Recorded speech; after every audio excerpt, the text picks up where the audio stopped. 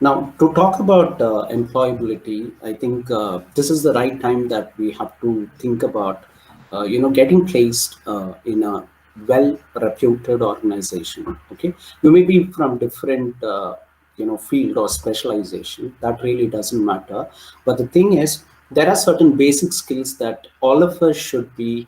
We have to be strong in these skills. Unless you are very strong in these areas, which I'm going to walk through slide by slide, so you will understand everything about what is employability and how to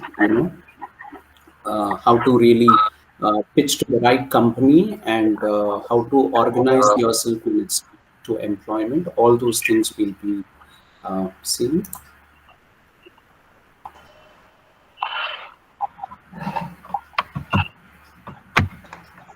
Yeah, is it visible? Yes, yes, it is. So today it's going to be a workshop, and the topic is to be all employability skills. Now, before we get into the topic, we need to understand what are the key things that we'll be taking out from this workshop. So these are the three things that I want to focus on, and at the end of the session, you'll be understanding what is really required for you to get employed in a reputed organization. The first thing that we have to be aware of is understanding the employer's perspectives. See, when it comes to employment, there are two ways of looking at it. One is from your perspective. You're the employee, so you have some perspective of the organization, of the job role that you're planning to go for. So you'll have some idea about it. And the other thing is the employer perspective. How the employer looks at you. That matters a lot, right? Now, these two things should match. Okay, unless it matches, you are not in the right place, right? That's how I see it. So we'll have to understand the employer perspectives as an employee. That's the key thing that is very important when it comes to getting into employment. The second thing is, based on the expectations of the employers, how are we going to strengthen our skills? That's the next thing that we'll have to focus on. So see, all of us are very different. All of us are, like, we have different sets of skills, and no two-person can be equal. So when we know about this, the employer looks at candidates and measures them in different contexts based on capabilities and skills, right? So how are we going to convince the employer that you're the right candidate for the role? So this is what we'll be focusing on the next thing. So you'll understand what are the real skills that we have to become familiar about, and all these things, right? And the last one, and the most important one, is how to become an asset and continue to be an asset in an organization. This is what I think every employee should try for.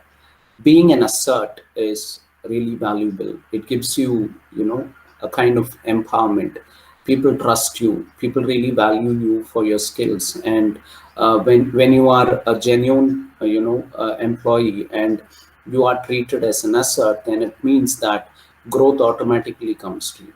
Okay, be it any kind of field where you're working in, asset is something that we all have to aspire for. Now, I'll be also quoting on certain things related to how to be an asset, right, for any organization. Yeah. So to define employability, now all of us would be having some idea about what is employment, right? Now, see, basically, to talk from the employer's perspective, what we have to understand is employment is something that the company expects you to do, and you do it for the for giving something in return, right? So when you get into employment, you are measured using skills. You're measured using your abilities, your originality, and then again what you're capable of doing. Okay, all these things come into picture. So I would define employability as some essential skills to acquire a job, right? The first thing that we have to do is try to acquire a job, right? That is what we all are aspiring for. So to get a job, but not to get any job, to get a better job. I think we'll have to put it that way. So get a better job, and then how to sustain in that particular job. Now, one thing I always wonder is there are many people who say that, I've got a very good job offer. I'm into a very, reputed organization. People talk about this, but then if I meet the same person after say a year or so, I would find that he is not there anymore. I mean, he has either changed the organization or he has done something else, right? So now this is what is more important. When you join a company, you need to know how to sustain yourself. So your skills can help you sustain in a role because business is all about making profits. Keep aside service and other things, right? So when we talk about business, the companies really want you to work, and you work for the revenue of the company. I mean, you grow, yeah, and you make the company also grow along with you. So it's like give and take policy, right? So unless you do it appropriately, unless you do it perfectly, it's not going to help you out. So sustaining in a longer time or duration can be difficult if you do not have proper skills and if you do not understand the vision of the company, right? So these two things are very important. And the final one is to grow. You can grow professionally as well as you can allow the company to grow as well. Okay, the priority is both. You can't say, see, I'll contribute everything for the company, and you cannot risk you're not growing. Okay, so you need to know how to grow appropriately and also contribute whatever you can do for the organization, so that the organization really respects you and gives you all the liberty to do things. They trust you, and ultimately they take you to the next level, right, along with the organization. Now this is what we are talking about. So employability covers everything: to get a better job, to sustain in that particular role, okay, as long as possible, and only if there is growth, right? If there is no growth, it's difficult again, right? Nobody wants to continue in that kind of role. And the third one is, what have you contributed for the growth of the organization, and what have you contributed to yourself? Now, these two things are to be answered, right?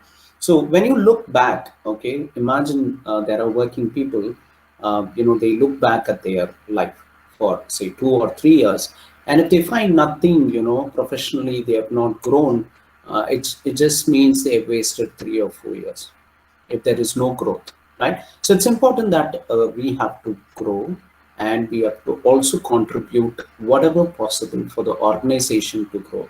Only then they will consider you for the role, okay? Because competition is very high, and there are many people who are really skilled, and they are always available.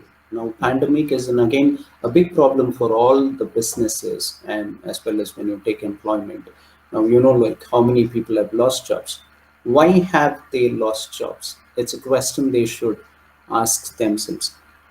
There are people who are talented who have lost jobs.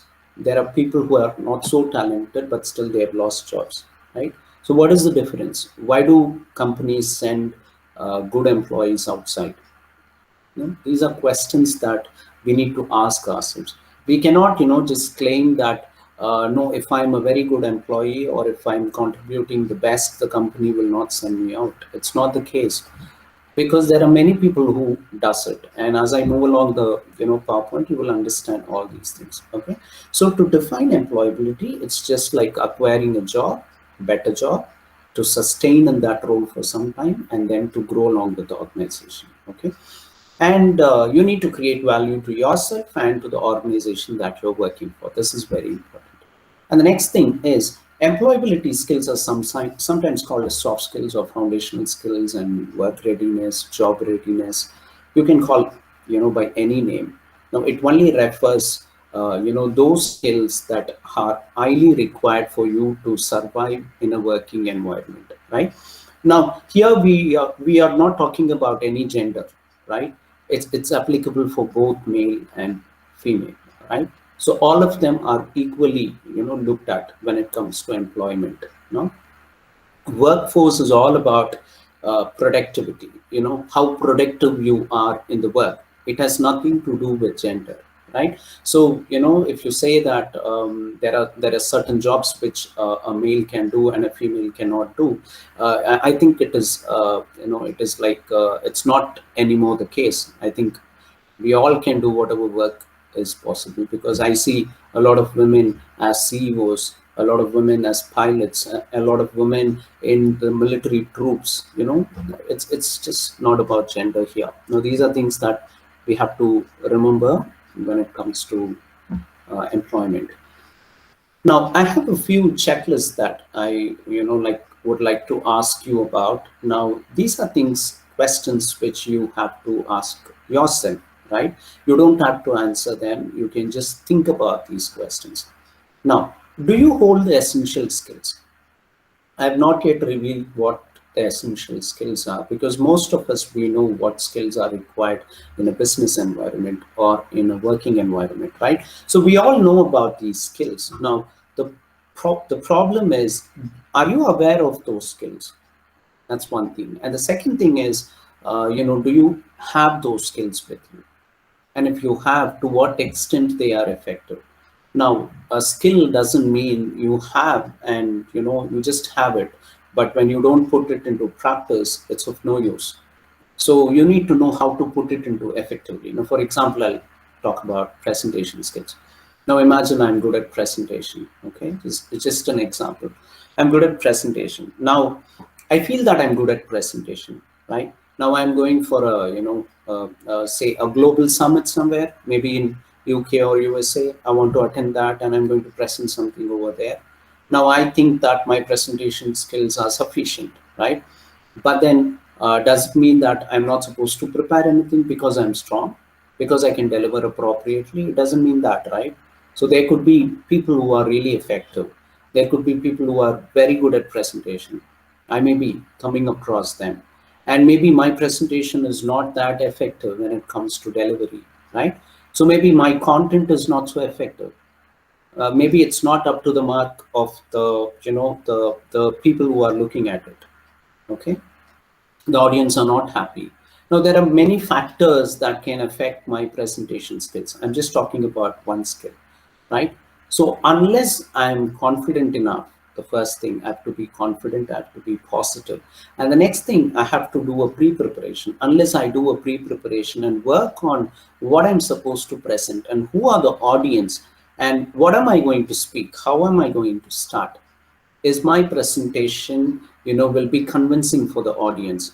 There could be experts there. There could be experts there on the particular topic, and I may be someone who's new to do that, right?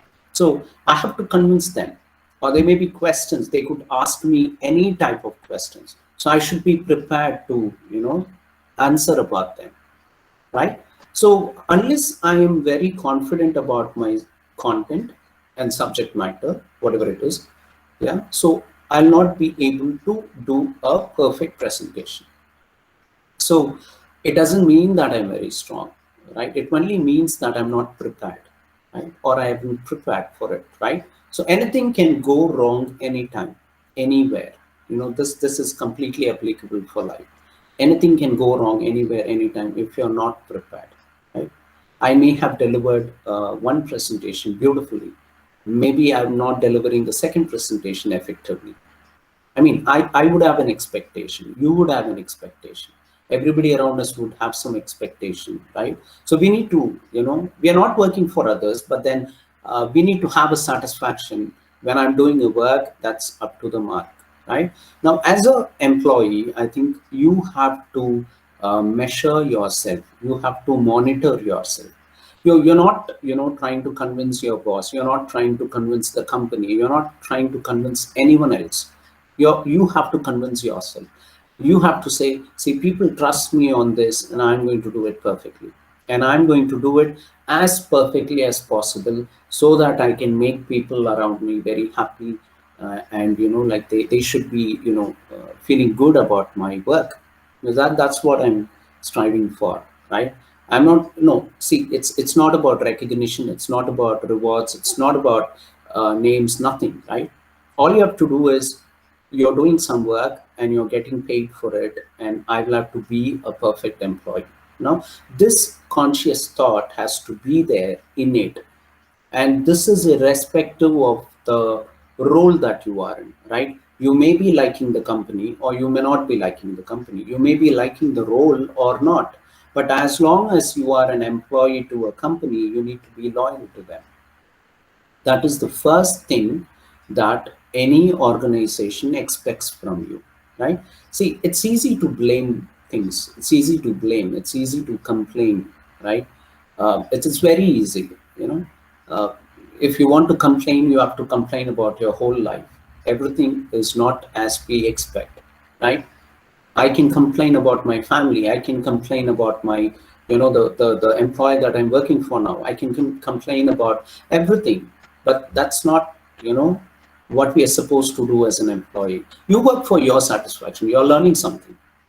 That is the kind of thing that you guys have to, focus on, right? You always think that you're doing something for yourself. Okay, so make yourself happy irrespective of whether you like it or not. That's secondary, but currently we are not able to change anything. This is how I'm going to live for some time. This is the job that I would be doing for some time. This is the organization that I would be working for some time. So as long as I'm working with them, they need to be happy, I need to be happy. Okay, so we try to do it. I'm not saying all the time we can be happy at different roles, but we try to do it because people depend on you, people trust on you, people count on what you're doing. So see, I'm a teacher. If I imagine, if I don't like the management or if I don't like my job role, and I'm not teaching well for my students, then it's going to affect everyone, right? My students are not going to be happy. Okay, they're not going to look at me as a good teacher. And to myself, why would I call myself a teacher when I'm not doing that role appropriately, right? So these are things that we have to think about.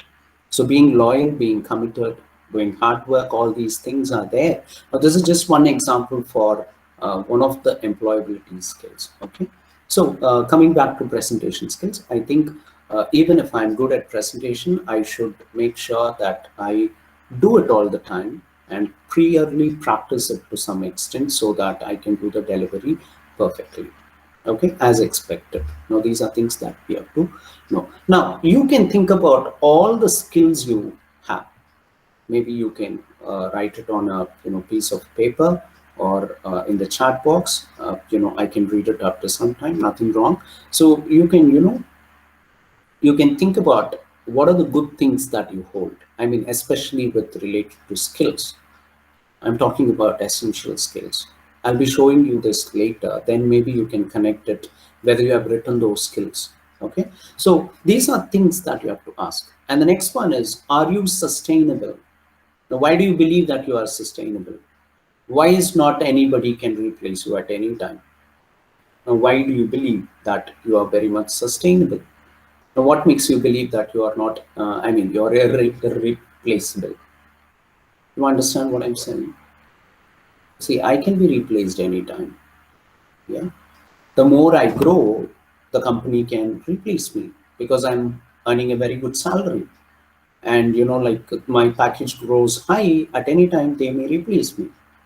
So I shouldn't give the chance for the employer, to think about my replacement. So what would I do? That's where sustainability comes. Now, they shouldn't be able to miss you. They don't want to miss you. And you need to be such an employee. Okay? Unless you are such kind of employee, it's easy to replace you anytime. Right? Some people, may feel what I'm speaking to be very contradictory, but I'm just telling about my experiences and my perspectives of looking at things, right? So as far as an employee is concerned, I think if you're really serious about what you're doing, I think at any point of time, you should not be replaced.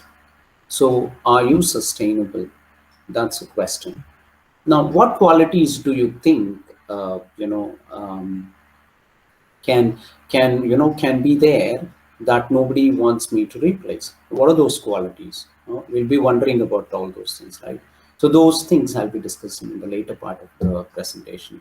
So this is one question that we all have to ask ourselves. And the next one is, are you growing at your workplace? Now, I see a lot of people, those who are working in an organization for a longer duration, they are mostly sticking to those places just because they feel comfortable being in that position. Maybe they don't require growth. Maybe they don't require finance. Maybe they don't require any, catchy titles, or they are not very ambitious. Okay. So they are very comfortable. I've seen like 60% of people, they don't want to move from one organization to the other organization. There are two ways of looking at it. The one thing is, when you are an asset, you don't want to lose that opportunity. And the company again doesn't want you to go because they feel that you are a real value to that company. Now, if you ask me, that's the right thing. But if you say, I'm sticking to this job just because I feel comfortable, and sticking to this job just because it's very close to my home, I want to continue this job because nobody troubles me. I feel, stress free. I really enjoy my work. I mean, like, you don't have any stress and you're very comfortable. And if you're, of such kind, then I think this is not the right way of, looking at things, because you lose a lot of exposure when you don't move. You are afraid to, face challenges. You don't want to take risks in your life. You don't want to grow. So my suggestion for all of such people is this: it's okay to take risks in life, but for don't take me granted for. I'm not asking you to just quit and try something new. Not that way, because getting a job is again difficult these times, and getting a good job is even more difficult. So the point that I'm trying to make is, if you're in a current position and you're happy with it, you should also make sure that you're growing there financially and skill wise, and promotion or whatever it is.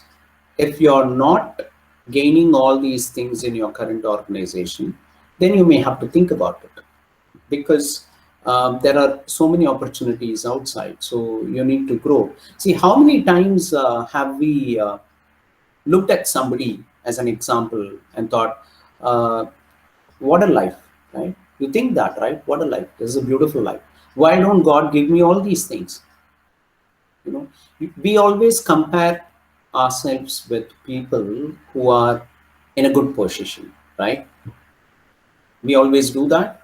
Yeah. See, you look at you look at your boss and say, okay, this person earns so much and he's a very good leader, and he's earning so much. When will I become somebody like that? We think about that.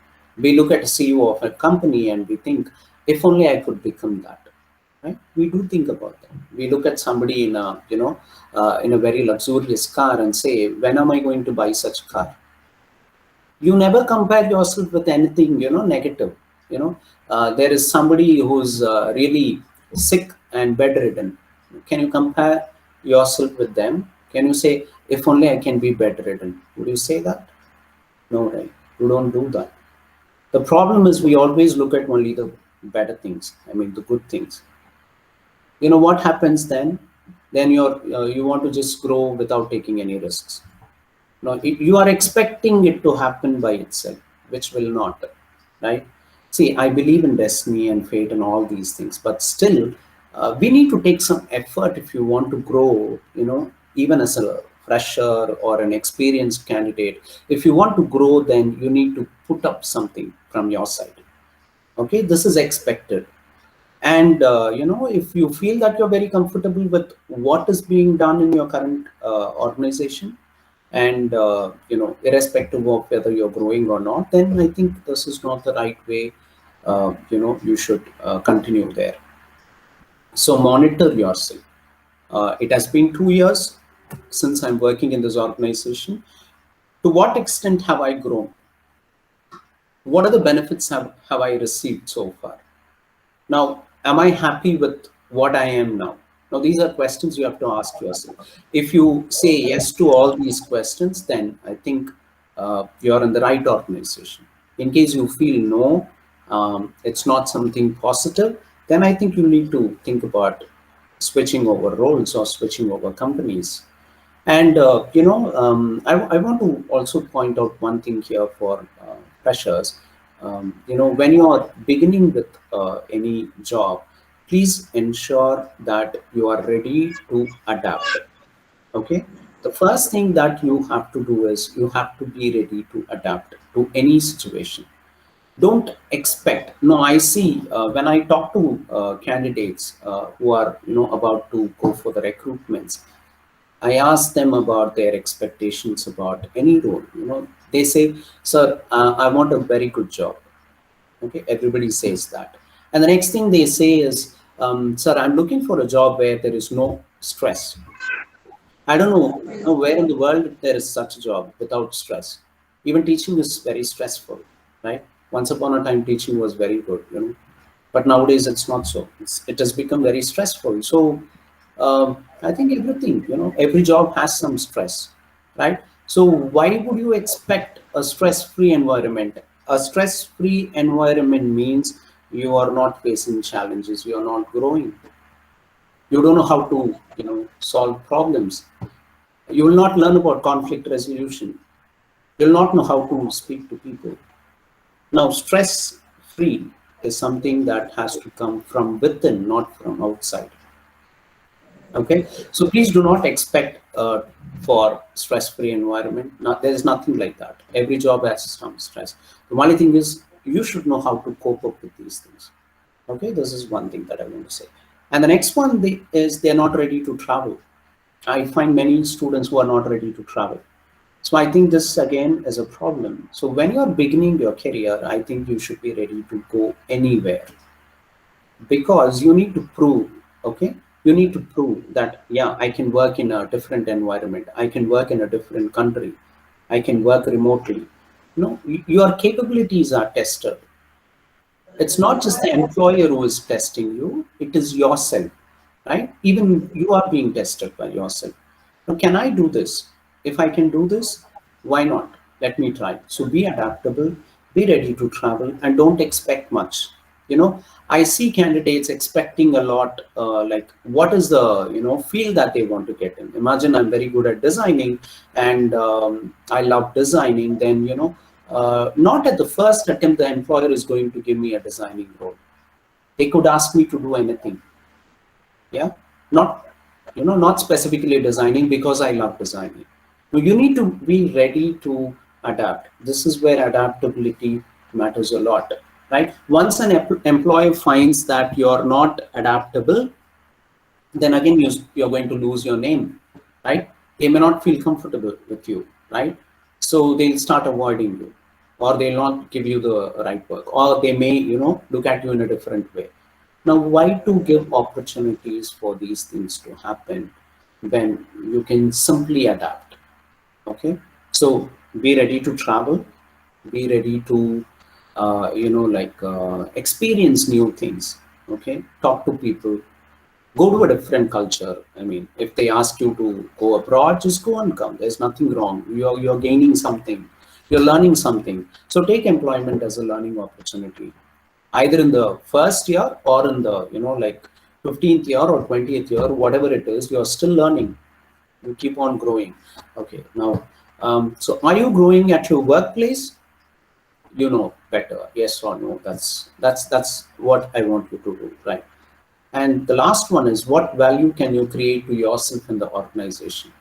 Now, I told you about this in the first slide. I mean, creating value is a priority, right?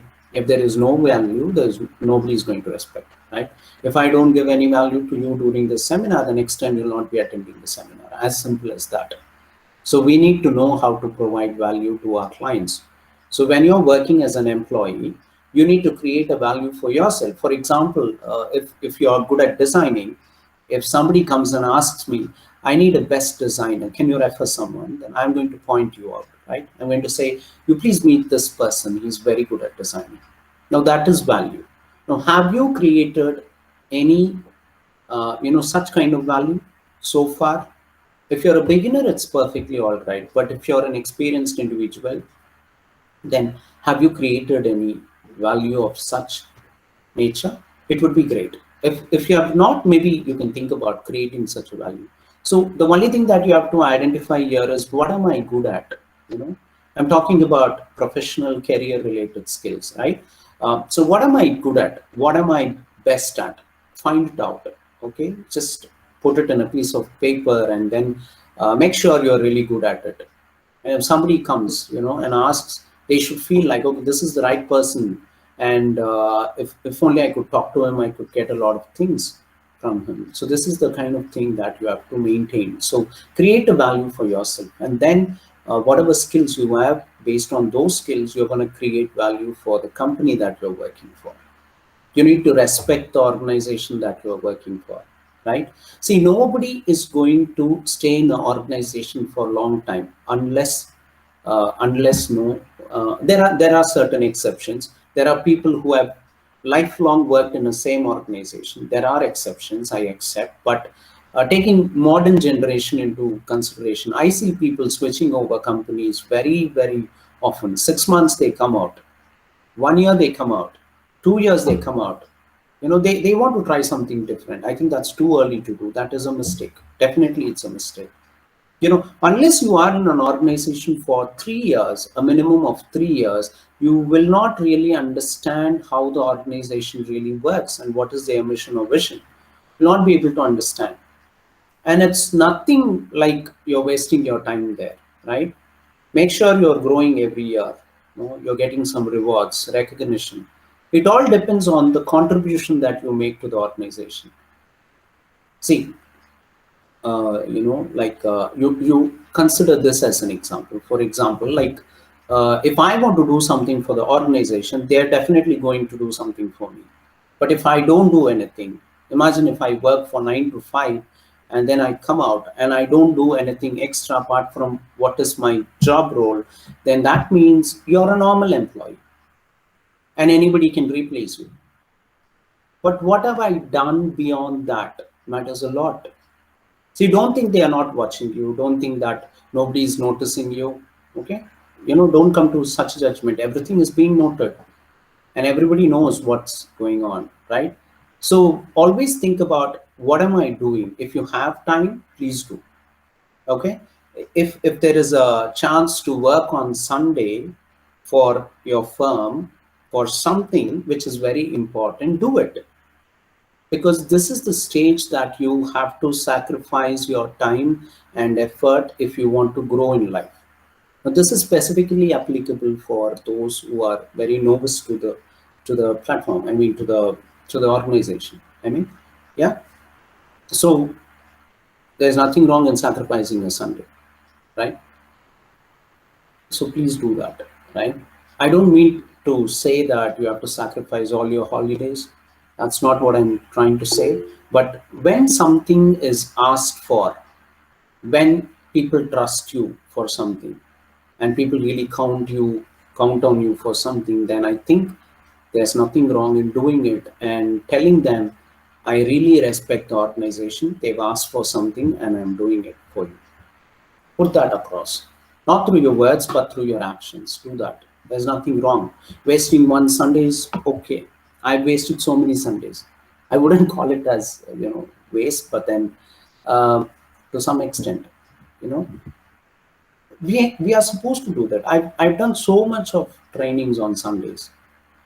I know it's my time for family and other things, but still, sometimes I have, because there is a 6 lakhs or 7 lakhs package company coming for recruitment, and they come on Saturday and Sundays, and sometimes there are 10 or 15 or say 100 students who are to be trained. I don't really feel bad for training them, because I'm doing some kind of service. I'm helping those students get recruited in a company. And if they get a job, I'll be very happy for that. And my Sunday is nothing for me. When I compare to the joy and happiness that they're going to get, it's not a big thing. But at the same time, you don't have to, lose all your interests, holidays or family time. I don't recommend that, because I have a priority. Health is first. second is your family, third is your work. I think this should be all of our priority. So follow that priorities. Okay, now let's move on to the next. I hope you understand this. So we have a question and answer session. Maybe at that time, I'll let you know. Like you can ask any questions if you have. Yeah, moving on. Yeah, this is one question that I want all of you to understand. How employable are you? Um, I think you should rate yourself. Now, this is only an example. Please understand that if you look at the scale, you would see like 1 to 15, where 15 is the highest. I told you about two perspectives. One is the employer looking at you from a different dimension, and one is you looking on yourself from a different dimension. You think you are perfect, but your employer may think you're not that perfect. It differs, right? So this is where you believe you are. Imagine you are in the 12th position or in the scale, right? And the employer sees you in the seventh one. Now here from 7 to 12, there is a big gap because everything changes through these perspectives. Now you think, for example, I'll give you this example. I write a poem or I write a book and I think this is one of the best book that has been ever written. I have a feeling because I am an author, right? I am the writer. So I have that feeling because I know how much I struggled for it. I know how many days I have sat and written, and I know it's going to be one of the best stories out there, right? You think like that because you think what you're doing is great. But my book may not be great for everybody. Somebody who looks at my book says, this is rubbish. Or somebody may say, I don't know, I expected much from this book, but then I don't think it is worth for that, right? Or somebody else may feel that, yeah, this is one of the best books. So there are various, criticisms that we would be getting. So as an employee, people look at you differently. Now, you need to understand where you stand. Okay. So see, again, I'll ask you a question. If I ask a candidate, what is your expectations when it comes to salary? He might say, sir, I think I should get, say, 1 lakh per month. If they say that, now the next question that I would ask is, tell me 2 reasons why you're expecting 1 lakh. I can give you 1 lakh, but you need to, tell me 2 reasons, and I should be happy with those reasons. I should be convinced with those 2 reasons. If you can convince me, then giving 1 lakh is not a big thing for me, right? So think in that perspective. Okay, so please rate yourself, okay, to understand where you stand, and also see from the lens of the employer to understand where you are. Now, this gap needs to be fulfilled. Otherwise, there will be a lot of differences, not only in the financial part, even in skill sets, the work, everything. Okay. So this is one thing that I want you guys to understand. Yeah. The same, the gap analysis. Now, as I told you, the employer is on one side. He would have a lot of criterias. He would have a lot of expectations. He looks forward for so many things from you. And on the other end, you're there. The only thing that we expect from an employer maybe is respect, first one, dignity, or say the salary, right? Because that is going to make you happy. Imagine you're getting a good salary, but you have to lose your respect. Not many people would be ready for it, right? So people don't respect you, but they afford to give you more. You will not be happy with it, right? So as an employee, I need to get respect. I need to be treated well. I need to be valued at my workplace. And at the same time, if somebody says, I'll value you to the best in the organization, but I'm not able to afford you so much, and you wouldn't be happy. Okay. So I think these 2 things are something that has to come hand in hand so that we grow in an organization. Unless you don't get these 2, you're not going to continue in that place. So, these are things that you have to analyze and find out where is the gap. Now, what is that I am failing to do so that they are not giving me what I expect? These are things you should ask yourself. And for this, you need to know about the company, you need to know about the job role or the job description, whatever it is. And again, you need to match your skill sets with the job role. Find out if I can contribute better than what is being described in the job role. Can you do that? If you can do that, and if you can continue to do that as a habit in your life, you are progressing towards becoming an asset. Okay. But if you just look at from the point of view of the salary or amount, then I would say it's a very short sight, right? It's very short.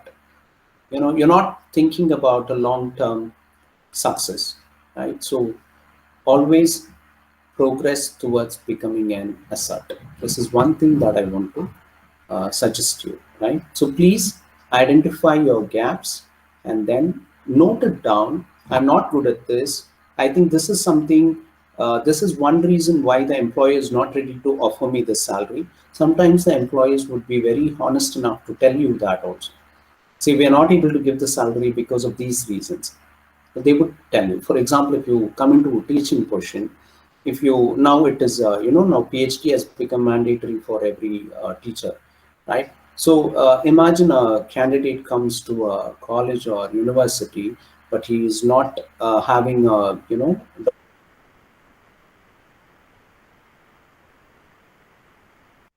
doctoral degree, then they're going to tell them openly, give you so much. Okay, so they are giving you a hint where you are likely to lose, right? So you should make sure it's okay, right? So as you progress, you can build these things. Okay, it would take some time, but understanding gap analysis is very important.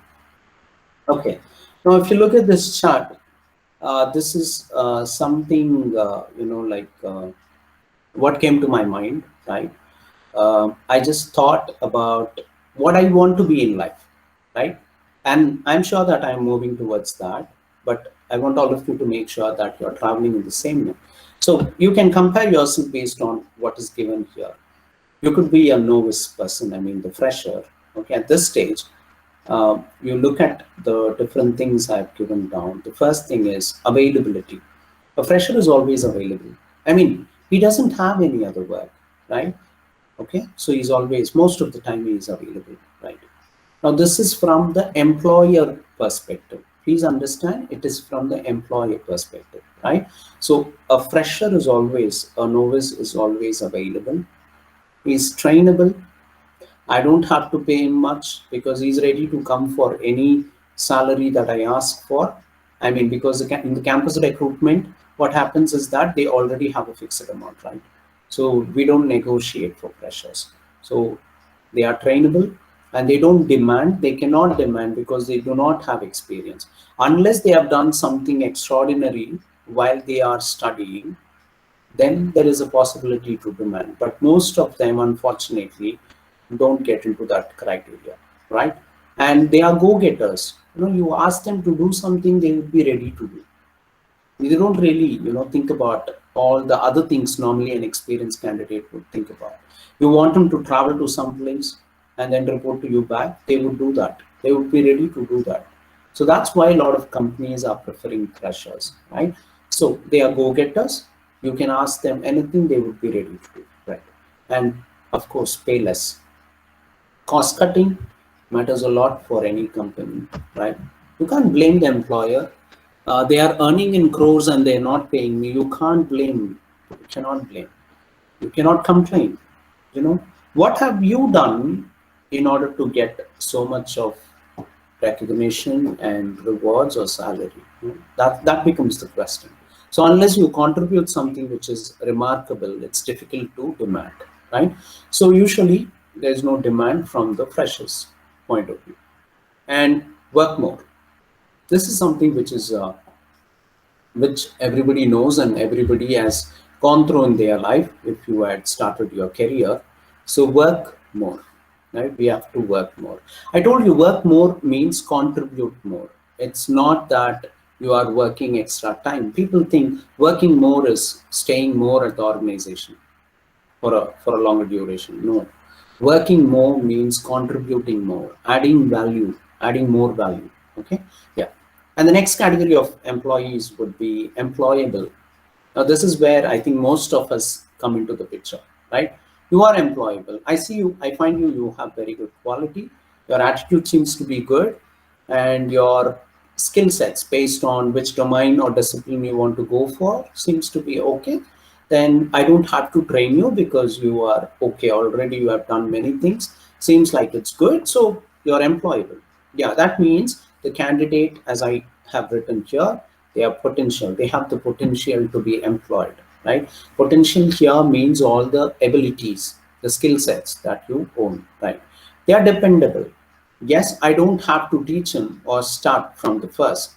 Rather, I can just guide him, right? I don't have to sit near him and coach him. I can simply tell him and he would do it and finish it. Now, I need that kind of candidates. Okay. So they are very much dependable also. And they run the show. Most of the employees, they want to run the show, right? So for them, this sort of employees would be great because they know they will do the work. Okay. And they'll not have any headache about the process. Okay. The system does for itself. So they run the show. Now get it done. Whatever you give them, they do it because they are talented. They have the potential to do it. They do it. You just give a product and you ask one of the employable employee to sell it, he would go to any extent to do that because he wants to do it. He wants to prove himself. Now that's where the employable category is. They want to prove themselves. Okay, so that's a good sign. And market pay. And when it comes to asking for a package, then negotiation happens, but still, most of them would be ready to hire them and then give them what they want because they don't want to lose those employable candidates, right? Because they feel okay, they can do work. They are trusted. They can be dependable. They can do well, so it's not an issue, right? And they work more and they still work more because they want to prove themselves. Unless they work hard and unless they go to the next level, they'll not be able to grow and the organization will not grow. They know that very well. So they continue to work more. Work more, again, I told you, it's all about contributing more, adding more value. Okay, please do not think working hours. It's not working hours, right? And the next level of employee would be the expert level. Now, expert level, I don't have to explain because they are already expert in the field. And they are people who are the driving force of the company. The majority of people at mid-level would be experts. You can learn a lot of things from them. And they are performers. They are very good performers. And they act as team leaders, project leaders. No, because they are given some sort of responsibility, and they have the capacity to do whatever they want. They are given that liberty to do things, and they are empowered with all the facilities and privileges, and they can run their own show, right? And most of them are result oriented because they need to prove results, provide results. They need to show how things work. They need to bring in more revenue to the company. So these are things that an expert would do. And they change things based on what is required, at the time of the need. So change makers, they're well paid, and here it's about work. So when we talk about work, it's about like saying they can contribute as much as possible, right? So they would love to contribute as much as possible, and they wanted to make it more effective so that things turn positively for the company. Now these are things that you have to remember. So I want you to judge yourself whether you're at the first level or at the second level or at the third level. Some of you, maybe in the fourth level at a leadership level. Now, leaders are next to the experts. Now, leaders are good administrators, good managers. They know what to do, how to do, and when to do. And they guide people. They keep things under control, right? They know how to extract work from others. They teach others. They are good examples for every employee in a company. They are really good examples. Now these are people whom the company gives them every liberty to do things. Now leadership, but the important thing is they should have leadership quality. That is very important. And then managers, you would have come across managers who are really capable enough to do things, and for them it's more about generating revenue. So that's very important. Generate as much revenue as possible for the company, because if there is no revenue, nothing is going to be great. Okay, even if you're talented and if there is no revenue, I don't think it's the company is great then.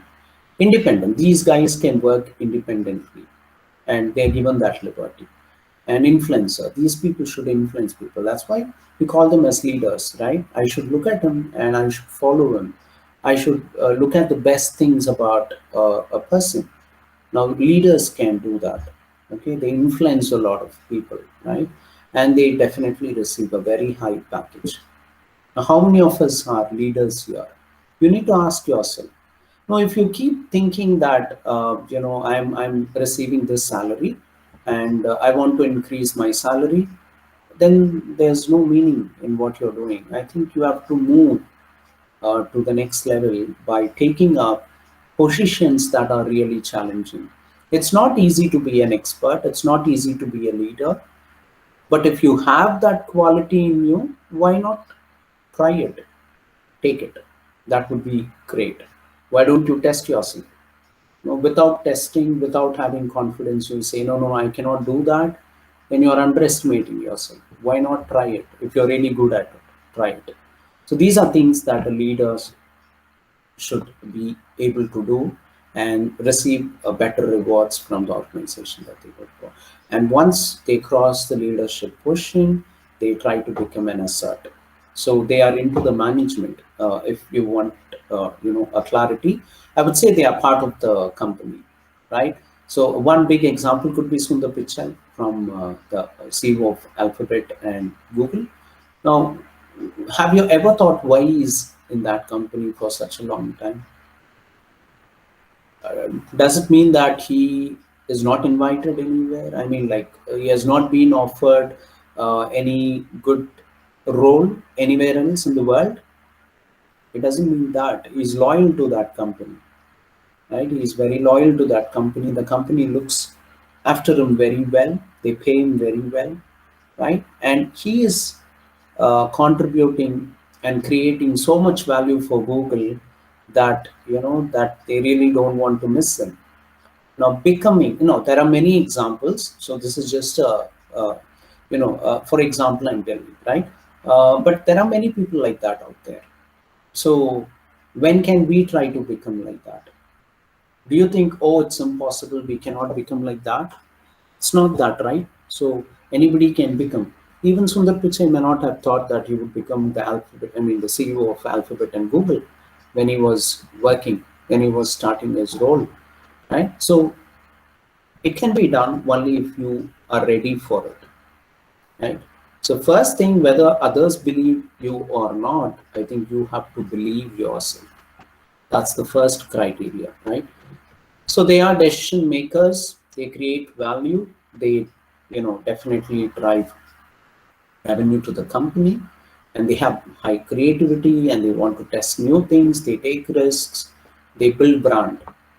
Building brand, I think all of us should do, but then they are more concerned about building brands and inspiration. They automatically become an inspiration. Once you're an asset of a company, and everybody is going to look great upon you, right? Not only in that company, I mean, anywhere you go, your profile would speak. Okay, that's the beauty of becoming an asset. And asset also means mastery of what you're doing. So you need to be one of the best out there. Unless you are that, I think we cannot call ourselves as an asset of an organization. So if I see, I need to be the best in what I'm doing. If you can do that, then Becoming an asset is not difficult at all. So these are certain things I want you to think about. Yeah. So this is again a small activity for you. I mean, you can do it anytime when you are really free. It's called, no, I've just kept it named like pros meter. Pros and cons, we know the good things and the bad things, the advantages and the disadvantages. Now, when we talk about employee traits means qualities, right? So employee, when we talk about employee, they should be having some qualities. Now, for an example I've given here, organization skills. This is only an example. You can write a number of skills on the left side. On the right side, this is what is expected. Now, if you have organization skills, then that means you are able to show or demonstrate, in real time how organized you are when it comes to work, be it a project or be it a presentation, whatever it is. Now, if I want to know if an employee is really having an organization skill, then I need to get some information from him. I need to know, anybody can say like this, for example, I'm good at communication. Anybody can say, only when a candidate speaks, we understand whether they are really good at it or not. So claiming is not great. You need to prove it. So every employer wants some evidence from you that you have done it. Now somebody says I'm good at organization skills. How do I believe it? Or where do I see it?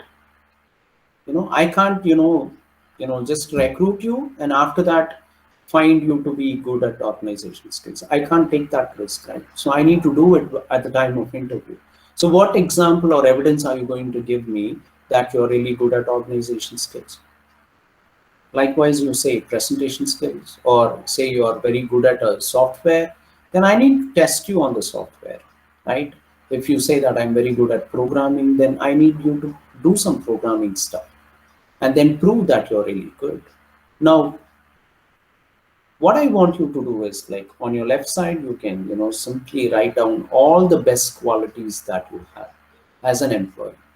Whatever things you have, you can write it. And on your right, you need to tell me how do you prove it? You say presentation, then how do you prove that you're good at presentation skills? Do you have anything that happened in your life where you have done a very good presentation and received some appraisal for it or appreciation from somebody? Now, how do I know that you are that? Because we have never met. Now, I can't just blindly believe. I need to have some evidence. It's just like looking at your degree. You say I completed the degree, then I ask for your certificate. No, for many employers now, certificates don't matter because they don't say the truth. Everybody becomes an engineer. Everybody becomes a teacher. Everybody becomes a scientist nowadays. So it's like going to a market and purchasing stuff. Now, I don't want that kind of representation. What we look for is real practical skills. So if you can prove it, then nobody can, stop you from growing. This is what I want you to do in this particular exercise, right? Yes. Okay, one more example I'll give you. There are many people who do not understand the difference between skills and talent. So they are two different things, right? Now, I've given a very, very simple example. You can put any skill and talent as you wish. But if you look at driving, okay, anybody can drive. It's a very common skill. Anybody can drive, okay? Anyone can drive. But how many of you can become a racer? I mean, can you drive a Formula One car? That means it's a talent. Now, your skill has converted itself into a talent. Yeah. And I can get a driver. A driver can be easily replaceable, but a racer cannot be replaceable. Not very soon, right? Okay. So this is the very fundamental difference between the skill and the talent. So you need to know what skills you have with you and how many in those skills have been converted into talent. I think most of us will not have much to write on the right side. That's a problem, right? We will not have much to write because we have not evaluated ourselves. We don't even know what our skills are. We don't even know what our talent is, right? Anything could be your talent: singing, dancing, whatever it is, right? So I want you to focus on career related skills and talent. Now, this is only for an example I've written. So career related or employability related skills you have to write on the left side, and on the right side you will be uh, telling me what are the talent that you have. So for example, when you take driving, it's very common, it's ordinary, not valued because anybody knows to drive, everyone knows to drive, less or no growth, right? Lack of opportunities. And you're not rewarded in any way to drive a car or to drive a bike. You understand? Because anyone can do it, right? And very, very easily replaceable. But imagine you are a racer, then it's uncommon, right? If somebody comes to our organization and calls himself as a racer, then we look at him differently. We say that's great. So what are the stunts that you perform? Can you show it? What type of races have you participated? May I see? Do you have any national awards? Something like that. No? We are very eager to know about them because what he has done, he has converted the ordinary driving into racing. Now that's the difference that I want you all to make when it comes to your career or employability. And of course, when you do that, you receive the recognition, rewards, and opportunities, more opportunities. Now, many people are going to invite you, many people are going to make use of your expertise, right? Now, these are things that I want you to focus on. Okay, coming to the last few slides. The industry expectations that we are talking about, these are fundamental expectations from any industry, any organization that you're planning to work for.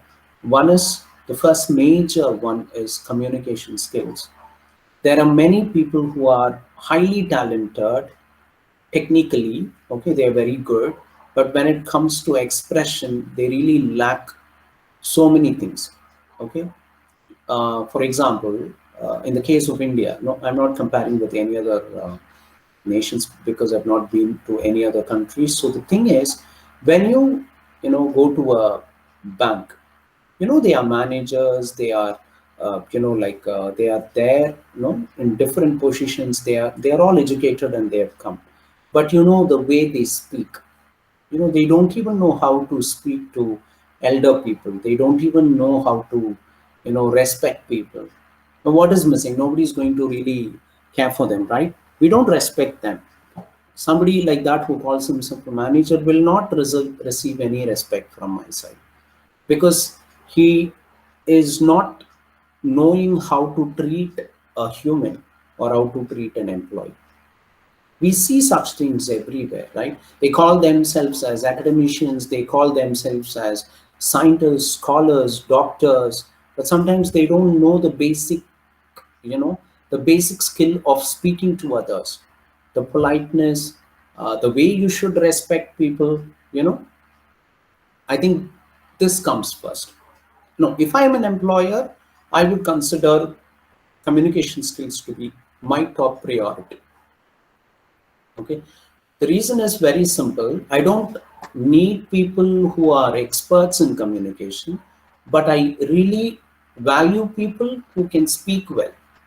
That's the only thing I think any employer would expect. They don't want you to be great in grammar, vocabulary, or comprehension. They don't want any such people. They just want you to speak to clients properly, you respect them, and you do whatever you can for them. So communication plays a very important role. And be it a small role or a very big role, whatever your profile is, you need to know how to speak and address to people with respect. Okay. Second one is attitude. And when it comes to attitude, I told you, like you have to be very positive. Having a positive mindset is very important, right? So don't be complaining, right? Don't be complaining about life. Then it becomes a habit, which is not good, right? So don't complain. Do whatever you can, right? And always, try to do things. Don't judge. Don't be judgmental. Don't try to be judgmental before you start something. Try doing it. It's okay. It's perfectly all right if it's not working. It's not a mistake. I would be happy that you tried it. And then you say, sir, I failed, then it's perfectly all right. I'm not going to regret about it because I've tried. Imagine I want to go abroad and I did not try, but then I feel all my life I didn't go abroad. I complain about it. To whoever I meet, I say, see, my ambition or my interest was to go abroad somewhere, go to some other country, but unfortunately, I couldn't do it. Now, that means you did not take any effort to do it. And then what is the use of regretting? So my suggestion for students and candidates is please try whatever you want to do. And if it fails, that's perfectly okay. You try again, right? One day it's going to work out, right? And if it still fails, it's okay. Maybe you can take it as fine, I'm better with what I'm doing right now. If not this, I'm going to try this. So always have a positive attitude. It counts a lot, right? In your workplace, you are influencing others also. So unless you're positive, you cannot, make others to see things in the same manner. So try to be positive in your work environment, in your family, in your education, whatever it is, right? Then the next thing that I suggest all of us is have good knowledge about the company that you're planning to work for.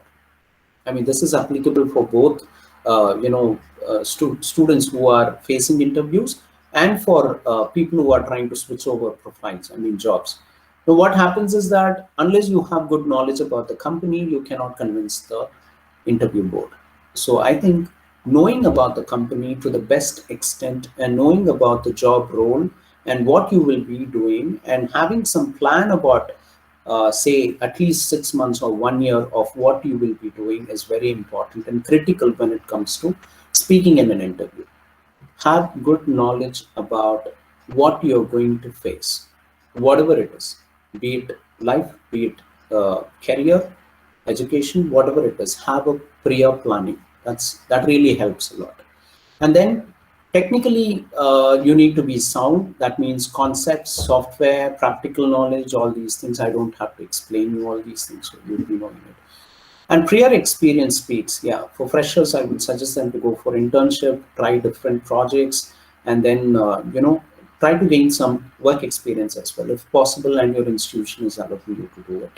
And for those who are experienced, I think you can still involve yourself in a lot of I would say, I mean, there are several things which are available, opportunities where you can contribute something, even if it's some other organization. You can still do it if your current organization allows you for. It's like be part of a wider community.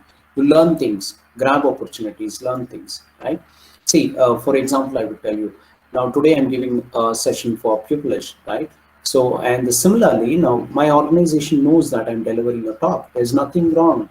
I'm educating people. There's nothing wrong in it. Okay. So I don't hide things. I just have to be open and tell them, no, this is what my passion is and I'm doing. You can't expect me to, think that I should only train your students. Not that way. I'm not ready for it. I will do. Okay. So this is how things work. Even if your job role is limited, you can always go beyond that to improve your career prospects. Okay, so do that. And the last one is like staying ahead on the latest technologies. I think this is where many people are failing, especially students and candidates who belong to computer science and IT, right? The problem is there are new technologies coming up every day, right? And it's like growing very fast, and these people are not able to cope up with them. I mean, cope up with the new things. So it becomes very important for us to learn everything, irrespective of which domain. See, I'm from English department, but it doesn't mean I shouldn't know about computer science and IT. It matters a lot to me because as a teacher, I teach computer science and IT students. So I need to know some basic knowledge of all the topics and disciplines in computer science or IT to convince them or to tell them about something about, the computer science field or the growing IT field. Okay, so it matters a lot, and always plan for a longer term. Whatever your plan is, have long-term vision. That is going to really help you out. Right? Yeah. So these things I don't have to explain, but you would be understanding this by just looking at it. So these are considered to be the top 10 foundational employability skills that one needs to have or to develop, right, as you step into your career. One is communication and having a very good interpersonal skills. Interpersonal skills means to relate yourselves with others, to be social with others, to contribute something to others. You're being very social. Okay, that is interpersonal skills. Problem solving, yes, any one of us can get into any problem at any time. So you need to know how to fundamentally solve problems, right? Or you can take guidance from your superiors, nothing wrong. Self motivated, yes, always stay motivated. Always tell to yourself that you have to do something differently, you have to try something out. So be self motivated. Working under pressure and deadline, uh, I told you that you have to work under pressure and deadlines. You must know how to work under pressure and deadlines. It will teach you a lot in your life, right? So you will know how to handle a problem. Okay? If you're everyday learning this, then you wouldn't look at problems like problems. You would feel comfortable when you handle problems because you know how to do things better. And there are many people who will depend on you because they don't know how to handle problems. So you will become a leader and you will tell them or teach them how to handle problems and conflicts. So I think working under pressure and deadlines is required because the competitiveness of all the jobs that we have now, the automation and the way we work now, it's like we people want faster turnaround. So we need to know the pace that we are working. So please do that. Organization and presentation skills is meant for everybody, irrespective of which role or job you're doing. You need to know how to organize yourself, how to organize your career, your life, your work, education, whatever it is. You have to stay organized. And the next thing that you do is you should know how to present yourself at any given situation. So try to present yourself well. Teamwork, I don't have to explain. Try to work in teams, speak to others, network with others, learn from others, contribute. Okay, don't always keep all your knowledge to yourself. You don't lose anything by contributing. So please contribute to others. Please help others. Right? Try to help others. Let them grow. Don't be judgmental. Don't be egoistic. Don't be jealous of your co-worker. Let him grow. Let him have his growth. Allow him to grow. You do your work. Nothing wrong, right? Now we have to completely avoid office politics. I think work politics is something that is really disturbing, and it's a different topic. Maybe we'll have to speak on that one day. So let's forget about it, right? And then the next one is ability to learn and adapt. This is a fundamental skill. So you have to learn wherever you are, and then you have to adapt based on situation. Negotiation and persuasion skills, probably for leaders or experts, or if you're somebody who's going to talk to a client or do some sales, then negotiation, persuasion, all these things are very important. Honesty and trustworthy, I think that's the most fundamental thing. And that's the first thing that I told you before beginning this session. I said, people count on you. So you need to be happy with the employer, as well as they need to be happy with you because they depend on you and you depend on them. So that trustworthiness should always be there. It's a very fine line which you have to maintain. Right? Yeah. So professional skills, this is next level. I mean, once you're very strong in the fundamental stage, then you move on to gain the professional skills. And this is especially, for leaders. Okay, I showed you a chart, right? So for leaders, so learn new skills. They keep learning new skills, and they work with little supervision. That is, I told you, they are already leaders and they know what to do. They don't have to really wait for somebody to give them instructions. So they know what to do. So you have to become like that. Then people rely on you. So you need to coach and mentor them. See, people come to you, people respect you, people value you for what you are. Be it your attitude, be it your skills, be it your education, whatever it is, they rely on you because for them, you are worthy enough. For them, you are something beyond their capacity. So they look at you to learn something. At that point, I think you have to deliver the best that you can for them so that they can grow, they can become somebody who's better than you, right? So, and these people, they are always willing to take risks. I told you, nothing comes without risks.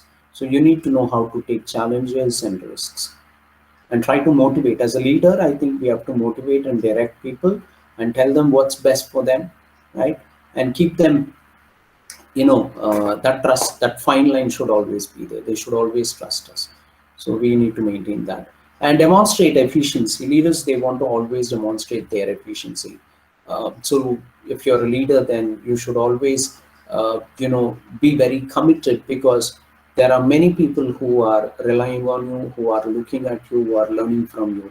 So you are becoming an example for others. Then you need to know how to really be a leader and build partnerships. Now, this is beyond our work. That is, you develop your company, you extend your branches, you have partnerships with big firms, and all these things. Business aspects comes in. So you need to be professionally sound at that also. And finally, you have to take responsibility, because when somebody counts on you, when something counts on you, I think you have to take some responsibility. So these are things that you have to develop at a later stage, not immediately. This takes time. So first fundamental skills, and then maybe slowly you can develop the professional skills. Okay, now the one thing that I want you all to do is, let's have some activity part, and this is nothing but it's just going to be on the chat box. So it would be great if you can put at least one or two words, okay, for this question. Why do you think you are special? I want all the participants to drop this on the chat box so that I can read.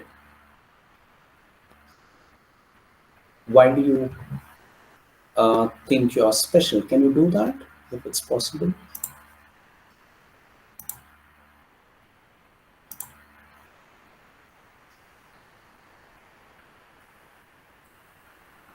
Yeah, so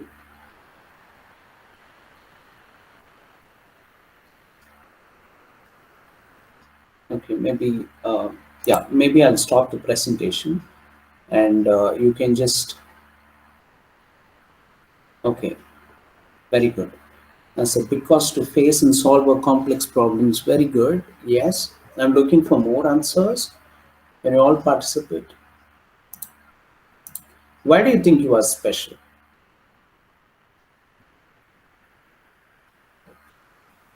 So this is something that you have to ask yourself, because you need to know where you stand, what is your level. Also to create new knowledge. Very good. That's nice. Anybody else? Okay. Ganesh is like good problem solving skills. Great. Great.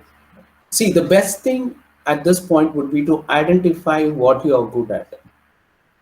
I think that's really, really good. Knowing what you are matters a lot. So if you think you are good at something, you can write it. And yeah, the employer is going to value you because you have problem solving skills. Multitasking, Girish, very good. Yes. Nakshatra, fulfill the organization needs by learning new things. Good. Great. So you're always ready to learn. That's nice. Sandip says learning new things and never giving up. Very good. That's a very good attitude. You never give up. Okay. Always. Yeah. Failures are stepping stones as we see it. That's really nice. Very good. Yes. So maybe, you may not be getting many things now, but then you have to sit and think about uh, who you are and what is so special with you. Or you have to just talk to your friends and find out why they like you. It could be anything. You're polite, you're good, you speak well, you dress well. It could be anything. Now, everything you may note it down, okay? And then maybe we can uh, change it accordingly, right? In order to cope our skills and knowledge. Thank you, Nazar. Very good.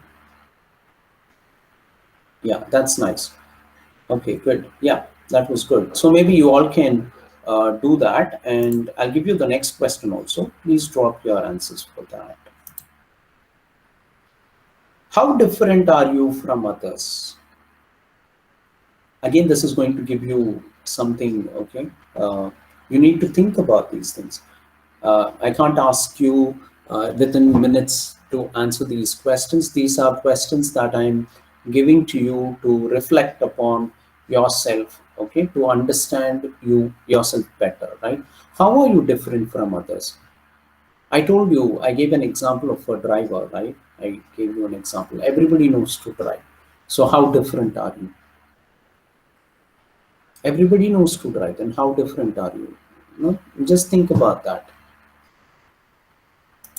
Okay, can somebody say how different you are? Have good critical thinking? I can accept this answer, but what I want to know is, do you think others may not be good critically? How different are you? So somebody can say I'm very good at communication. Does it mean that others are not good at communication? Does it make me different? What is so different with me that people will really notice me or people would really want me for? Now, that is something that you have to answer for yourself, right? Try doing that. And these questions, you can note it down somewhere and keep it. And I want you to prepare answers for all these things so that you will know where you're progressing, okay? There's no necessity that you have to tell the answers for us, but then it is just for your own development, right? Great. Yeah. And the last question would be this.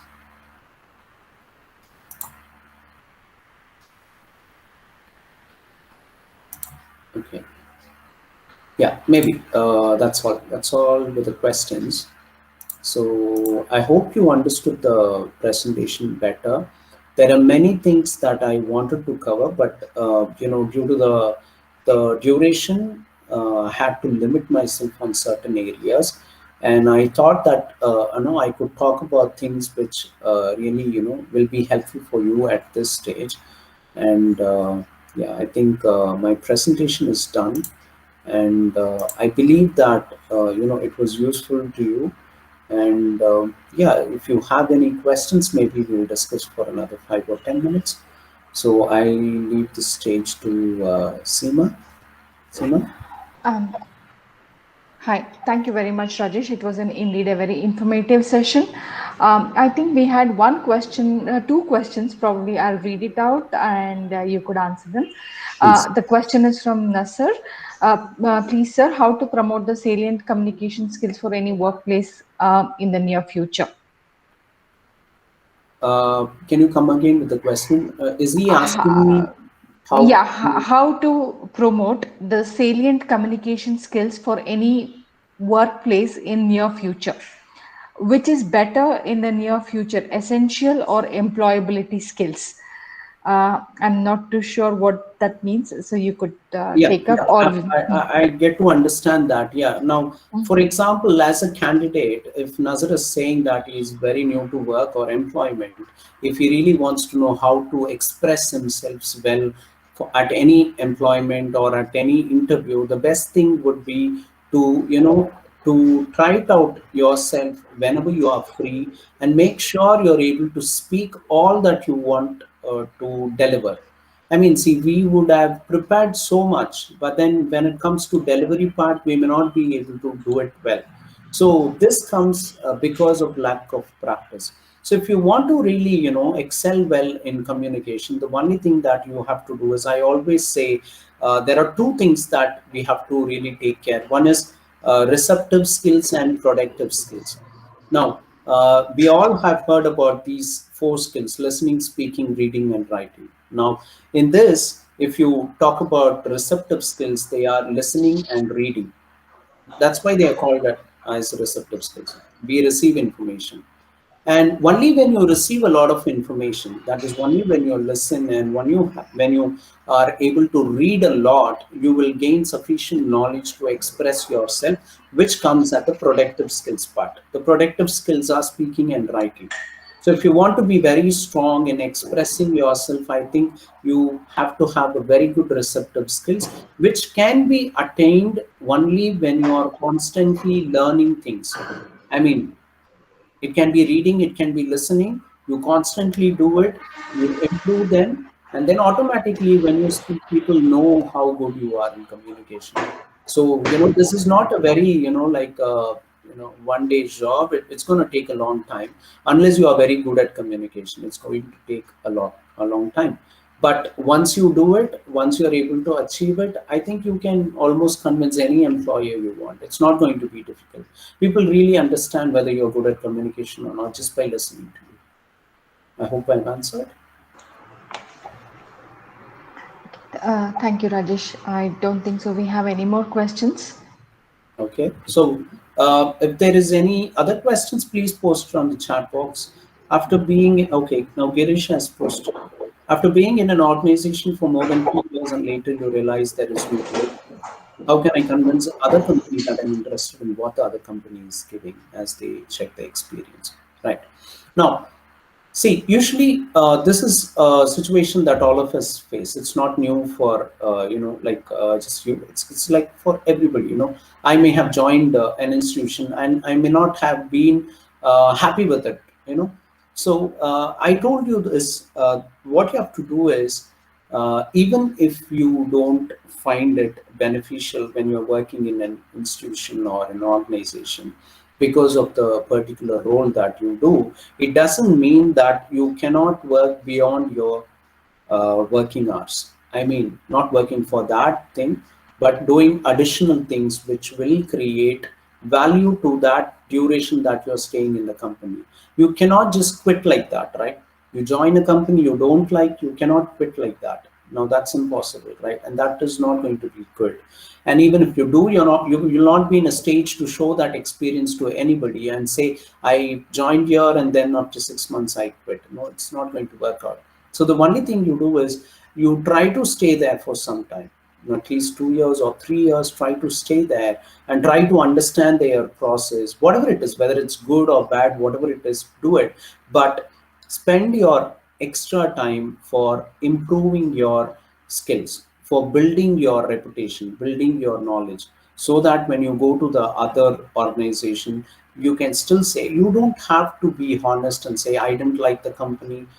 You cannot complain like that. It's not going to be a good thing when you do that. People look at you as if you're complaining. So instead, be productive in other ways.